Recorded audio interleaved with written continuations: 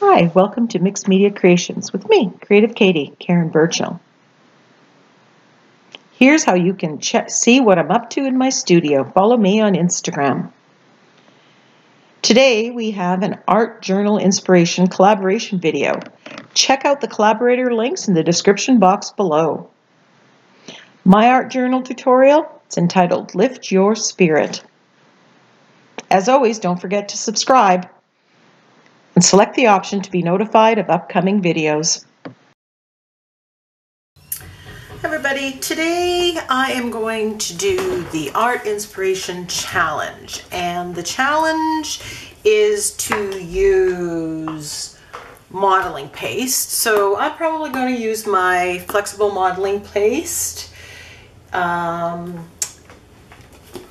by Liquitex. It tends to be the one I like the most. I have recently tried the Light and Fluffy modeling paste that Crafters Workshops works extremely well.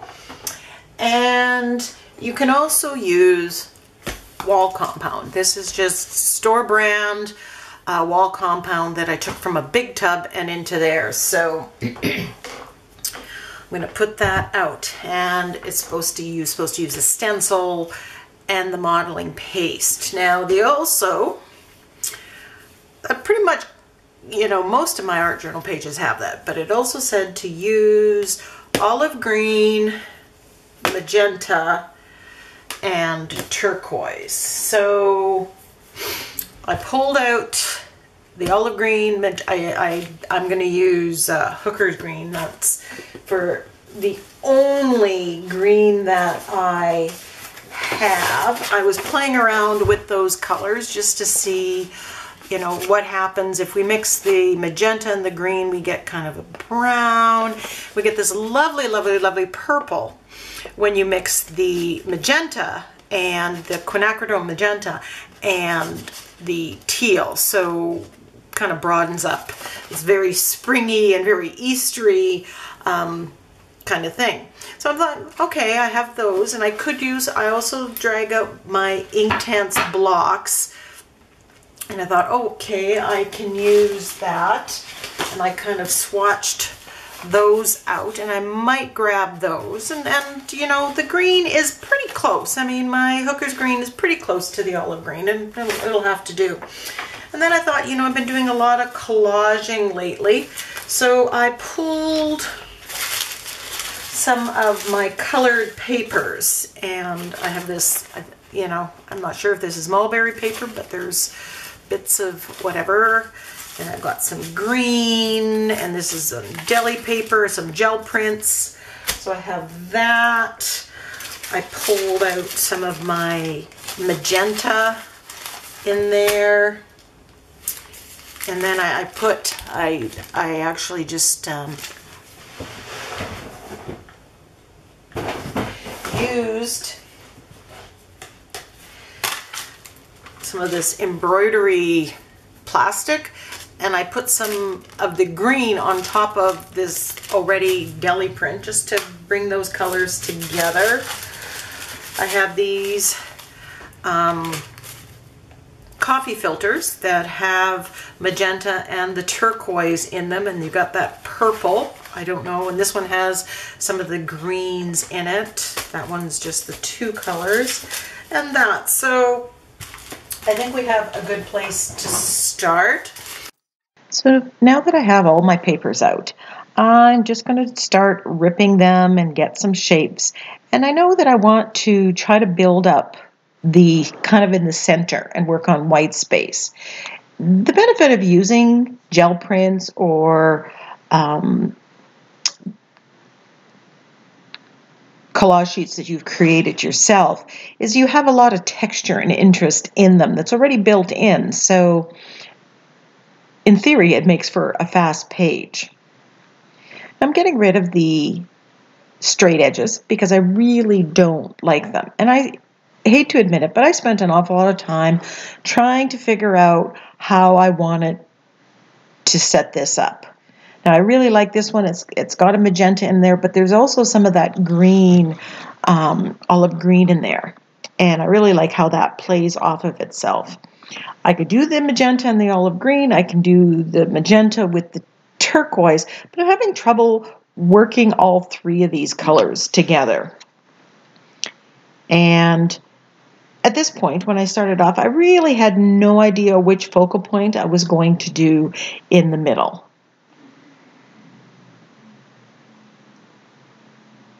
Now, the turquoise gel print that you see there has some magenta stamping on it, so it's perfect.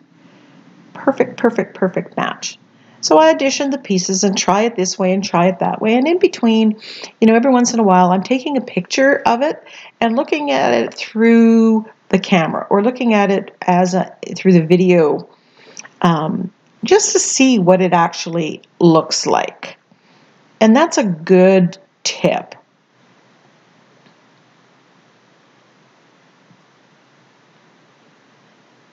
I'm playing with it, going this way, just trial and error. Eventually something connects. Now, any one of these compositions of layering would have worked well. What I have here is a combination of different kinds of papers. Some of this is printed on newsprint. Some is on deli paper. Some of it is on regular copy paper. Some of it's on thicker paper. And I like how that looks. I think what was throwing me off was that mulberry paper. It was almost a mossy green or very dull, the texture to it. And when I swapped it out for green deli paper, it just seemed to click in my mind. So now that I have a composition that I'm happy with, I'm just gluing it down with gel medium. And you can see here that I'm kind of hiding that green, burying it underneath.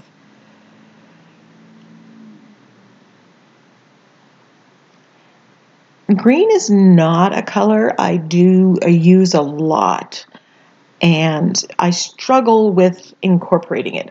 See green, I automatically think flowers outside, and quite honestly, that's the way I was thinking. I'm thinking, okay, so this could be kind of an outdoor scene. You got the pink of the flowers and the blue of the sky and the green of the grass, kind of very abstract outdoors kind of thing. So, I'm thinking, I could put a flower on top of this and kind of the background. Now, on top of the challenge that we were given, I was also challenging myself to try to keep some of the white space in here. Inevitably, I tend to fill up the page with color. So I've been trying to push that and see how far I can go with it. Now I have this Crazy Waves stencil, and I want to kind of do some stenciling with the modeling paste through the middle, kind of a swoop going through it. And as you can see here with my plan, I'm going to cover up most of the green with the modeling paste, which is going to leave me primarily with the turquoise and pink. But, legitimately, I've used all those colors, right? So I'm using the flexible modeling paste, and I put it on my craft mat, and I'm applying it with a credit card. I have the most success applying it with a credit card. So if you're struggling, try it with a credit card. So I have this one, and I want the swoop to kind of go in the other direction, and I want it a little bit wider. So I want to use the same part of the stencil, but because those dots and dashes are on the outside, what I need to do is clean the stencil, flip it over, and reverse it, and try as close as I can to make those dots and dashes work together. Now, right about there, I'm thinking, I think I like that dragonfly in the center. It's we got the outdoor behind and the dragonfly's there. Now, I wanted to use my Lindy sprays here, and of course I grabbed that turquoise because my goal here, again, was to get rid of that green, right? Now, it doesn't look bad as I'm looking at this, but in real life, it was ick. It was not good. Now, of course, the Lindy spray stained it. What I should have done, and what I'm doing here to prevent, in case I have another problem, which I do, I'm putting a coat of clear gesso. Had I done that before, I would have been able to pull up all the Lindy sprays and it wouldn't have stained the modeling paste. So now I have that turquoise there, so I'm thinking, okay, well, I'm going to just get out my white gesso and paint the modeling paste and get it back to white. That should be, that should do the trick, right? But of course, the Lindy's kind of, even though I coated it with the clear gesso, it just seemed to seep through, or maybe it just was too strong. Now here, what you can't see, unless I did a real close-up, would be that the modeling paste wasn't completely dry. And so it was kind of rubbing off and got all distorted, and it really bubbled. And surprise, surprise, and I started this off camera, but I put the entire green, I got the green, the hooker's green out, and painted the whole flow with the green. And now that dragonfly, which is pink and turquoise, really stands out a little bit more. Now the green was just a little too bright, so I'm watering down some black acrylic paint and just dripping it through. Of course, what's the fun of a stencil if you can't do some, get some liquid flowing through it and get it all caught in the nooks and the crannies. So I'm going from one side to the other, taking it up, adding more, making it darker, removing some of the water. And of course, the modeling paste is still not completely dry. I'm adding more water to it, so it's not exactly great. Now I have all this white here, and I just need to get rid of it. As I'm sitting here, I'm thinking it would have been great to put a crackle paste on the back and have some color peeking through and just have the crackle on the outside. I think that would make it really interesting. That'll be an idea I'll file away for another time. So I wanted more of this magenta color. So I thought I'm just going to kind of go around the edges and have it kind of so it extends a little bit, kind of soft, kind of give some shading around it. Now looking at this right now, I'm thinking, it doesn't look bad, but I just simply wasn't happy with it. It just seemed too put on. And so here I go with the baby wipe. And I can do this fairly easily because the whole page was covered with that clear gesso.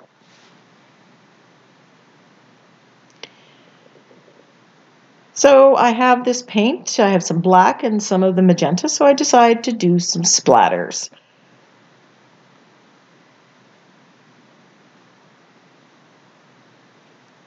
So I'm drawing and splattering at the same time. Complete multitasking going on right here.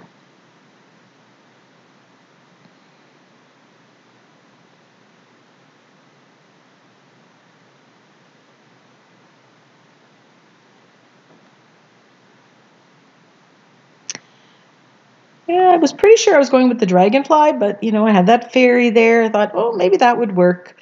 And it would have, except I wasn't sure what color to do the fairy in. So I pretty much decided to do the dragonfly at this point. And I like how it introduces more of that magenta in there. And I know that I can do some shading to make it pop out from the background that's there. As I'm trying to figure out the final placing, I'm thinking, I wish I had more of the turquoise. So I went searching back into my file folder for see if I could find a few more little pieces of that gel print. And I was able to find a few, not many. And I'm just kind of building it up just so that fuchsia pops a little bit more.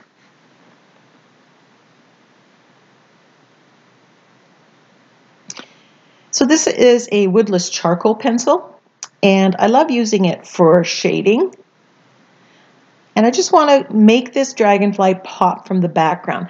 Now it's a little hard here because there's all that texture from the modeling paste, so I'm struggling. So then I decide, you know, I'm just going to go and edge this, grunge up the edges.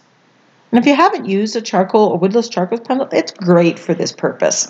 It's really easy. This is the soft one. I got a set of 3, soft, medium, and hard. And you can sharpen it as well.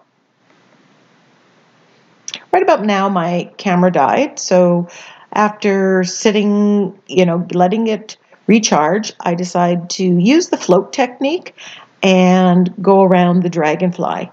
And without fail, that float technique, floating acrylics, really adds that depth of dark I want behind the dragonfly and makes it pop.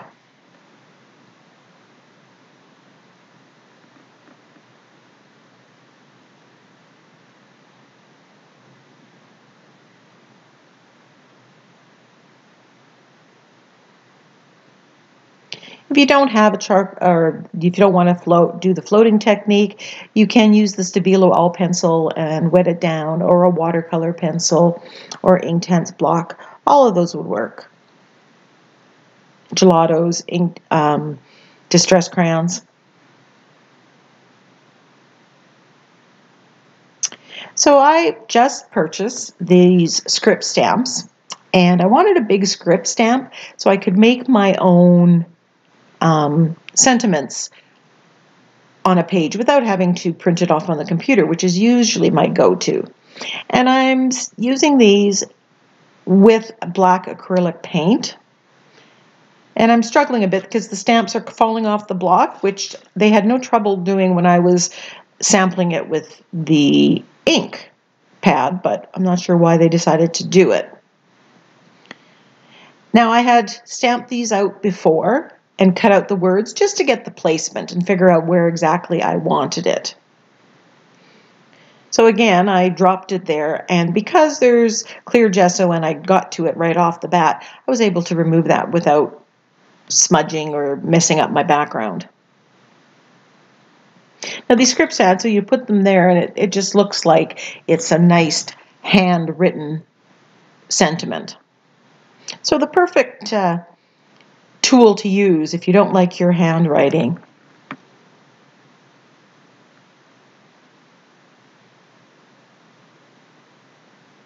I can definitely see myself using this a lot. And if I can find the exact one in my Amazon store, I'll put a link to it.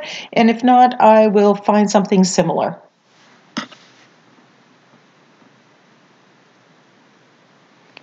Now, even with the stamping, the stamp isn't very dark in some places, and I just wanted a little bit darker, so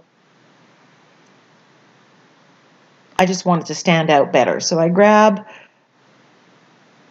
my liner brush, and I thin my black acrylic paint, and I just go over it a little bit just to make it bolder. It's like hitting bold on the word processor, right?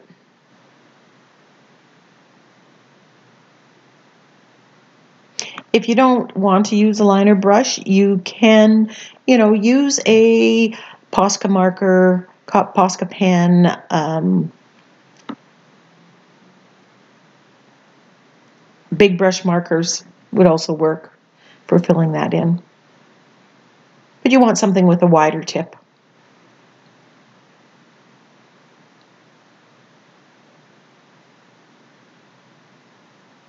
So I giggle now because I, I dug up my Inktense blocks thinking I'm going to use them, or I'm going to use my paint colors, and I talk about that at the video, in the front of the video. And really here, all I used was the green paint. The other paints really didn't make the final cut on this page.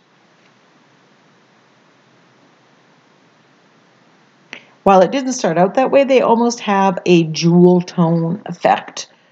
And I really, really liked how this came together. Here I'm just rubbing some black acrylic paint across the top just to grunge it up a little bit. Again, I want the focal point to really pop. Now that dot, dot, dot, and dash on the outside of that stenciling with modeling paste kind of got all grunged up with everything. And I was thinking, obviously, that I wanted it to stand out a little bit more. Now leave a comment. Would you have done this and made it stand out, add that white, or would you have left it grunged up? I'm kind of undecided whether I really should have done this or not. But like so many times when we're doing an art journal page, how many decisions do we make? We could do this or we could do that.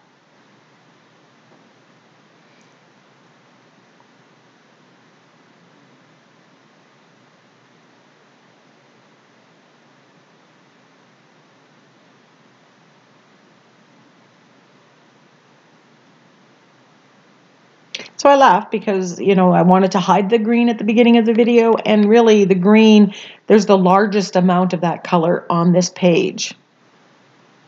So I'm just adding some black on this strip of modeling paste.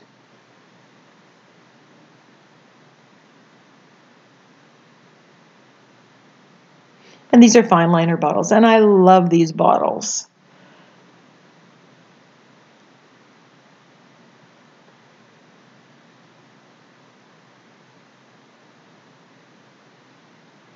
The only thing you need to remember is usually there's a lot of paint that comes out in them, and it takes a bit of time to dry, so you don't end up smudging it.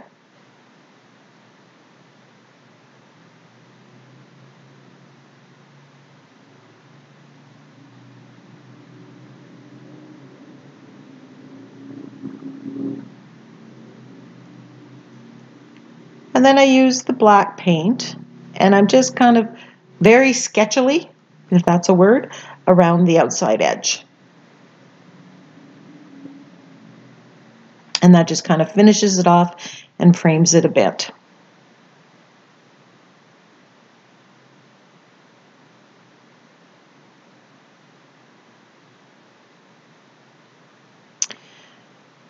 Now I want the butterfly or the dragonfly to pop a little bit more. So I grab my gloss medium, which is also a varnish, and I'm putting 2 layers of it just on the butterfly or dragonfly, and that brightens those colors and really makes it stand out. You can't really see in the video,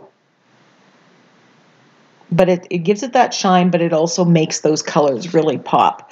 The other colors are fairly matte and muted, it seems, and this just brightens it up.